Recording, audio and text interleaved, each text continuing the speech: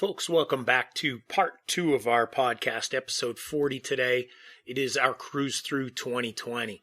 Please enjoy it. Thank you very much for sticking with us and enjoy the rest of the podcast. Prioritize. Right? So here we are stepping away from a business, letting a beautiful man move on, bringing a beautiful boy into the world. So much stuff. And it just felt like my life was filled with so many things to do. Yeah, there's a lot that goes along with, the death of somebody and the paperwork and the logistics and then still going back to work. And I had to make sure that I went to work. And in doing so, we're at the end of June and my father passes and then July comes and one of my daughters comes out from Arkansas and, the whole sickness thing is going on and my grandbaby that she brings out, she's got a little cold going and wearing a mask. I'm one of those that has really bad lungs. So for me, the mask was quite problematic. It can create pneumonia in her quickly, so she actually does have a medical reason not to be wearing a mask, but she still wears it because that's the way it's required life is around here. Yeah, it's required in the business that I work in. It's, one of those essentials. So my daughter comes out to visit, brings my grandbaby. She's got a cold. I go back to work, of course. I'm going to work every day. And I start feeling kind of funky and my ear starts hurting. And of course, because of this new pandemic, when you start feeling funky and you got a fever, you got to go get tested for COVID. So immediately, I have to go get tested for COVID, but they don't have any of those rapid responses. So I've got to wait like 7 to 10 days in order to get results back. And in the meantime, my temperature is hitting 104, 105. I'm sick. I was pretty sick. And there's a part of you, I think, or maybe a part of me, that you always wondered if you had that funk. But I figured I must have had it already because I'd been around people who were sick before. So logistically speaking, we probably all had it at one time or another. But unfortunately, my job had to make sure that I didn't come back until I was cleared and negative. So I got to stay probably 3 weeks. I wasn't able to go back to work until August 1st. But let's talk about those 3 weeks and a lot of the summer events that happened for us. Again, we're talking about, you've heard some pretty sad times, pretty tough family times. But at the same time, it's when you're given lemons, make lemonade, any other cliche you want to add. It's like, well, what beauty can we make? What can we create? While we go through this 2020, what can we do that's beautiful? What can we give to each other and to others that's beautiful? So what are some of the things that we got to do? Well, I think that's what's beautiful about our relationship, and us as individuals and then partner together, is it felt like we kept being handed lemons, but the most magical lemonade was coming out of this whole thing. We were able to clean out our house and take the old out and redecorate. We did. We spent time redecorating and building onto and adjusting this and adjusting that. And we do gardening and we have flowers and colors. It was just beautiful. Blasting. And during it all, we're also going through the hottest summer that Sedona's had in however long. Yeah, it was gazillion years. It was blistering heat. It was pretty freaking hot. Life didn't feel that hard.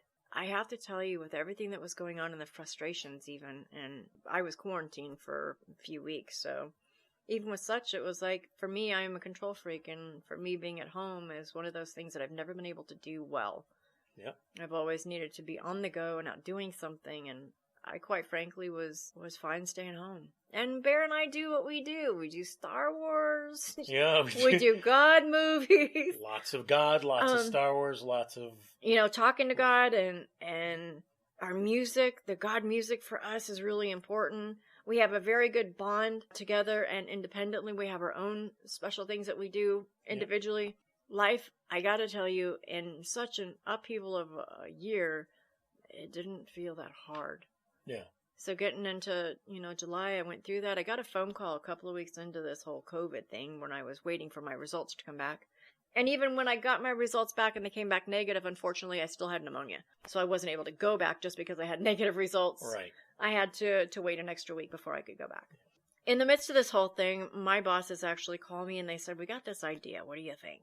And they threw out this number at me and they threw out this opportunity for me and said, what was don't it? give me any answers yet. I want you to think about it. And I really did have to logistically think about it. Thus reason big is last year at this time, I went into a job that I just wanted part-time to sustain me She just wanted to financially. play. She wanted to play. This job is fun. It's Yeah. making chocolate, for criminy sakes. She didn't want to work hard. She just wanted to do something that I was wanted to mind-numbing and follow just simple. direction and just work for somebody. That's all I wanted. I didn't want to be the boss. That's what she says, folks, but it's not true. Deep inside her, she's not a worker. She's a manager. But anyway, I'm ruining the story. Go ahead. So they did. So they give you an actually opportunity. they gave me an opportunity, but it didn't look like a management or anything. They just offered me a nice sounding income per year, and insurance and all that stuff, and I was going to be a bigger part of the creation process of everything, making apples and making fudge and Chocolate, and all of chocolate.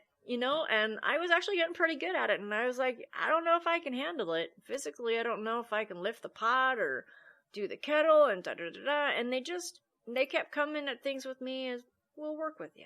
We'll work with you. So the complications I felt myself trying to, work around, and I don't know if I can or anything, God was making it very apparent that I could. Yep. So I took the offer. And so when I came back at the beginning of August, I became an apple maker. And I really enjoyed it. And I worked for a few weeks, and my boss actually got sick, and he had to go do the same process that I did. And so he took a couple of weeks off, and I had to, of course, amp up I'm on, a salary now, so I had, boost my hours a little bit. Yep. And which only made it better because that meant you learned on the fly. I did. I learned a lot of stuff on the fly. However, when he got back after 2 weeks, he had decided he no longer wanted to work there. Yep.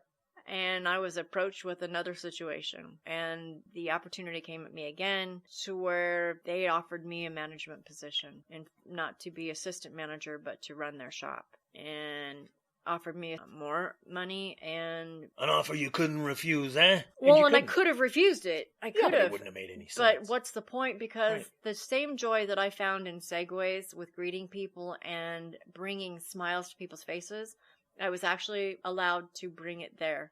Yeah, and it's a chocolate factory, guys. It's like, how can Smiles not walk in the door? Yeah. Especially leaving the door and eating all that chocolate. But anyway. So it was like a no-brainer, it was like one of those things that I didn't know if I wanted that much responsibility, but not only that, is I only wanted to be an employee, and I had no idea what management looked like in this place, because I didn't know what went on behind the scenes, and all of a sudden I was on a crash course to be a manager. Yep. And I didn't know what that looked like either. So, just another opportunity. That's all it becomes. We're trying to do a crash course within 2 weeks to become a manager, but my hours are so long and so much to do, because when we were able to come back from being shut down, people identified with chocolate before anything else, apparently, and we were breaking records. Still are. It hasn't stopped. It hasn't stopped. And so when I'm making... like every day they are beating whatever was happening in the years before. Yeah. It's just the way it's rolling.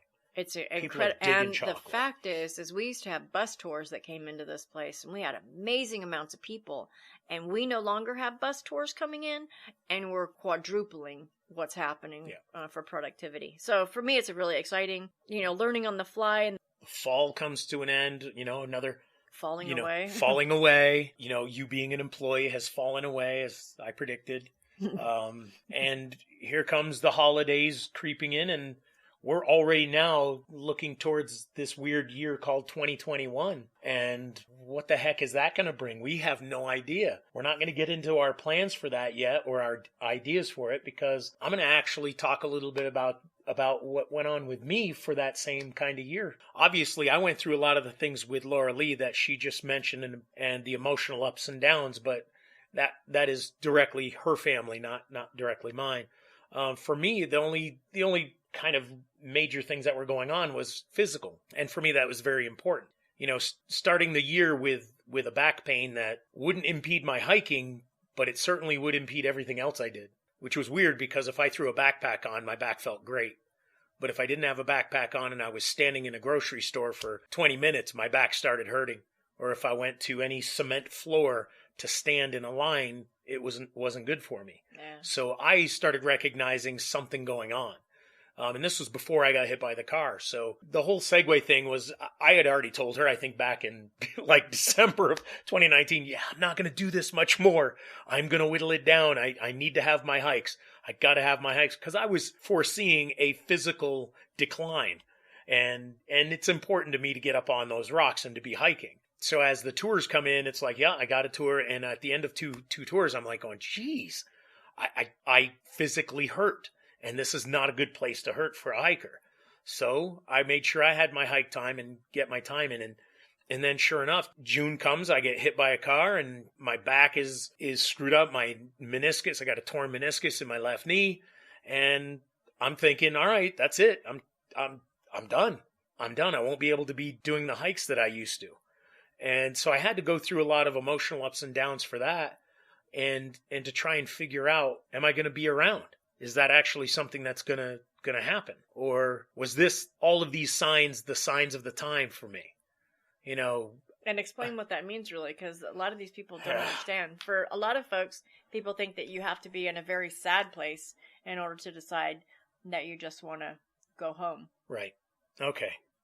So me and God got a thing going on. Okay. It started happening about 5 years ago. And if you listen to any of my other podcasts or any episodes in this, you'll have already heard my story about reconnecting with God in the last 5 years. But it's been more intense in the last year probably than anything. So I've been told several times and guided several times to just go home. And I know what that means. That means going to God. It doesn't mean staying in this human form. So for me, it's kind of like a no-brainer. I would gladly share a moment with God over a lifetime of being a human. So I've been taking a lot of the signs. You know, everybody says, oh, show me a sign, God, show me a sign. What, give me something, give me something. I haven't asked for anything. These things just came to me. So what do you do when you're experiencing God talking to you, communicating with you? What do you do? Do you ignore it, play it off like, that's just crazy talk? Or do you actually do what you're supposed to do and follow the will of God? Even if God is telling you something that's not a normal human thing to be told. Come home. Come home. It's time to come home. So add that to my physical problems. Add that to the transitions that we were going through and all of this human stuff that's happening with COVID and pandemics and elections and insanity. I'm not saying that it's an escape. It isn't. It is a purposeful direction guided by God. And a lot of people will say, well, you have no right. What about all the people around you and the ones you leave behind? The ones you leave behind. There's a depth to this, folks, that isn't just a simple answer, but I'll try and make it simple. Flesh is flesh. My family is with God. That's my father. That's my mother. That's my family. The family that raised me was just a temporary solution for my spirit and my soul. Being with Laura Lee and her family is just a temporary solution. To be back with God, to be home with God, is my direction. It's my goal. It's what I'm working for. It's the only thing I'm working for. So hiking seemed to have been the thing I did, except for the last couple of years. Now it's God. God is the thing I do. But I don't do it. I am doing my best to be it. To be the light of God and to show people what I can in the best way possible to be a good human and to actually express what God could be here on earth.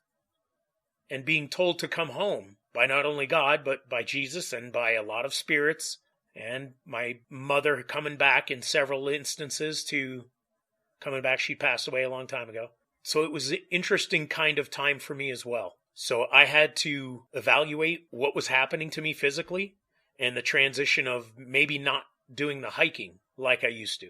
But I used my hiking desires to motivate me to see what this torn meniscus is going to do, to see if my physical days are done. So it's just been a growing thing. So when Bear talks about going home or going back to God, for us, our belief system is a little bit different than you would envision and as normal, moral as humans. normal, yeah, as most people would generally go. For us, we also know, we don't go home until all of us go home. Yeah. So it's a matter of, we listen to what God says to us a lot. I think it's beautiful put. Michael Murdad, a spiritual leader that we say, he makes a joke all the time in his presentations to us. And he said, if you're meant to be shot and killed by a gun, you'll never drown. You'll never drown. So for us, I mean, look at the way that comes out. We get to choose. And we're not trying to promote that, you make these weird. I have another podcast just directly about this end of life stuff. Okay. The end of life.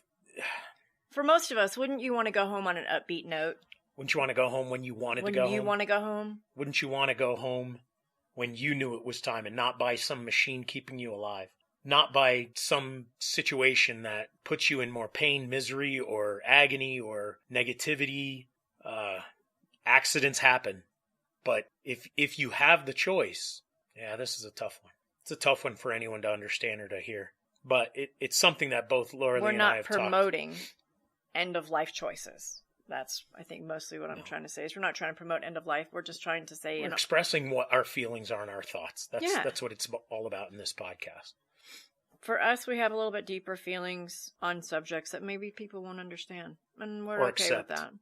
Or be even close to being okay with. And that's exactly why we get to do podcasts, because it's, social media, and we get to say whatever we want, as long as we don't hurt anybody. And that's our desire, is never to hurt anybody, never to cause any harm to anybody. But anyway, so that's kind of where that whole physical thing was going. And I'm in a place where I've been going back onto the rocks and testing my skill. I used to hike with not reckless abandon, but with purposeful direction. It was reckless abandon. For everyone else but me. I was an edge master. I was putting myself into situations that I knew I could physically handle, mentally and emotionally handle, but I always understood that there could be that time, that moment. The rock might fall underneath my feet, kind of thing. So that was something I accepted a long time ago in my life. And Laura Lee and I had many talks about this, and she had to kind of come to grips with the possibility that the next time I go out and hike, I won't be coming back. Not because I chose not to, but because something might have happened and it would be the end of my life. So what better way to go out than doing the thing that you love the most? Okay? So that created this conversation that we're talking about. So I'm testing my skills to see if I can hike the way I used to without thinking about it and just being able to do it like I used to do. It isn't there yet, and I don't know if it will be, and I don't know if I want it to be. That's the other part of it. I may be just ready. And it has to be okay. Yeah. Yeah. Again, I'm going on a year to 6 months of being told by God that it's time to come home. It's not, hey, someday eventually you're going to come home, because that's what we're all going to do. We're all going to die. Okay, cool. But God's telling me it's time to come home. So am I milking this out? Am I dragging it out? Am I using my egoic mind to hold on to the attachments that I have in life? Am I missing God's word? Am I playing another game instead of walking with God? And so a lot of things have changed over the last couple of months for me.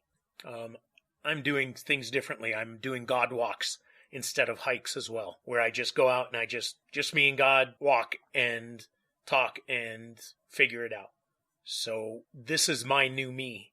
This is my 2020. My clarity. My clarity is God. My clarity is go to God, go home.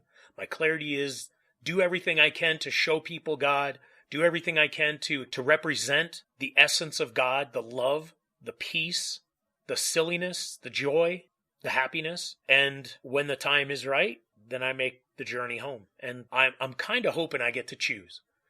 But, I got hit by a car recently. Didn't really have a choice on that, but apparently I needed to be there. I needed to be put into this situation. Maybe that was God saying, hey, dumbass, I've been telling you for months. Do I need to make it closer? So I get to evaluate that. So that's where that is. The new me is not as deep as you. whatever. It's deep for you. It's deep for me. Yeah. So for it me, doesn't have to be as deep as me or no. whatever. And The new me looks different, and I don't know what that looks like. Right. I'm not making any plans. Right. So speaking of which, what's up for 2021? I don't know. And neither do I. I'm not gonna rush it, push it. I am going to live the best life. For me, I don't have the same outlook per se as Bear does. I kind of figure out how I'm going out. That'll be some other day. Some other podcast, maybe. Yeah. My body is tired. It's really tired. A lot of abuse going on in those veins. Yeah, I spent a lot of years abusing them, and my body is, you notice the difference. Not everybody who's spent those kind of years as a drug addict gets to live into their 60s or 70s. So I'm pretty fortunate I get to be here and enjoy this time with Bear now. So for me, 2021, I don't know. I believe truly and deeply, and this is affecting my daily brain power. I believe deeply in my heart that it's about each moment, every moment that we have. I don't care what tomorrow brings until I'm in the middle of it. I'm not going to plan on tomorrow. I'm not going to worry about yesterday. I'm certainly not going to care about the scars that I have on my body today from working on a tree. It happened. I'm good with it. I'm moving forward. So I want to make sure that I'm always with God every moment of the day, as much as I can be. I do my best. I don't know what 2021 is going to bring. I don't care what 2021 is going to bring. I'm not going to invest in 2021 until I'm in 2021 and experiencing the day that I'm in. I cannot tell you, honestly, right now, I can't tell you the day, date, or time that I'm in right now while I'm doing this podcast, unless I look at my computer or I ask somebody. That's the truth. That's the truth. And I come from a long career of always having answers and always knowing everything. And that is such a relief to have no idea what's happening when it's happening. Because tomorrow, if I wake up, damn, cool, I'll just talk to God more. It gives me another day to communicate with God. And if I don't wake up, then I'm going to be in a better place than I could have imagined. Okay, so I know you don't know what 2021 is going to look like. But do you have any guesses, ideas? I mean, you see what's happening with the family, with the business, with the country, the world. What do you think? Or what do you believe? What do you feel? I think that it's my job to just be the best me that I can be. And what that means is, for me, the second coming of Christ does not mean that we're going to get some Messiah to come back. I think the second coming of Christ is me awakening. Yeah. I think that for me to change means I work on my ego every day. When situations arise, I know I go to God because I know where my ego will take me. My ego tried to play its tricks on me today. I had a couple of those instances today, to where things come at you sideways. In another life, the loss of my father, the loss of my business would have devastated me, and who knows if I would have gone back out and by another life, she just means prior to her sobriety, yeah. Basically. If I was still using, I wouldn't have had any of this anyways. You probably wouldn't. Do you know what I mean? There's no way I would have had a business, Yeah. No, that wouldn't have happened. Yeah, you probably wouldn't have been given the opportunity Hell that no. you were given, but that's okay. No, but the idea today is the second coming is me awakening. But what I mean by me is not only me, it's my job to show others how to be a better being. Yeah. The integrity, the grace, the forgiveness, the compassion, showing people that they matter. My life is not my own. Although some days it feels like it's my own because I want to take control. That's the controlling being in me. That's the old habits, the hard addictions. Because a control freak is an addict to the control issue. Yeah. So it's just another form of addiction. You get rid of one, you find another. You get rid of that one, you find another. I make sure that anywhere that I go, that I leave a footprint. And hopefully it's a nice one. Yeah. My bosses seem to like the job that I'm doing. Nah, they don't seem to like. They love what you're doing. Apparently, don't downplay they like it. I do a good job wherever I go. I make sure I step in. She's a fantastic worker. She downplays it because that's another part of her things that she needs to heal through, is accepting the fact that she's actually a dynamite human being in all aspects. I am a pretty dynamite human being. I know that. I know that I'm a nice human, and I do the right things. Yep. And I hold myself to a standard that I don't like falling from. And you crush it at work, and that's just the truth. So however that needs My to go. job is to walk everybody home. My job is to every person I come in contact with, it's to show my Father through me. Yeah. I want to be able to open up, and when you see me, you see my Father. Yep. Be the light. It's our job. Be the light. So whether I go home the way I choose or not, I don't know. I'm not trying to get there by my own timing, because that's just me trying to control some shit again. So when God says it's time for me to go home, like Michael said, if you're meant to be shot, you won't drown. Hopefully. For me, it's going to be about God first. And when I start getting in the way, I keep bringing God back. Yeah. We're all going home. Not 144,000 of us. All right. All of us. All of us. Okay, cool. Yeah. Well, thank you. It's been too long since we've done a podcast together. Whoop, whoop. Yeah. It has been a long time. A long time, yeah. So, folks, thank you very much for listening into this episode. Kind of a different episode for sure. We just decided that it was time to do an ad lib and just let things roll out. Got a couple of topics that we wanted to hit. I think we did a good job. I think we did. So just remember, if you're an addict, if you're a recovering addict, if you have come far and recovered from your addiction and still have some things and issues like we do. Yeah.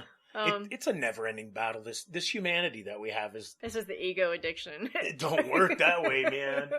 We have way too many things that we are actually addicted to. We just don't know it. Well, just know that we love you. We're with you. We stand with you, stand beside you, stand behind you, wherever you need us.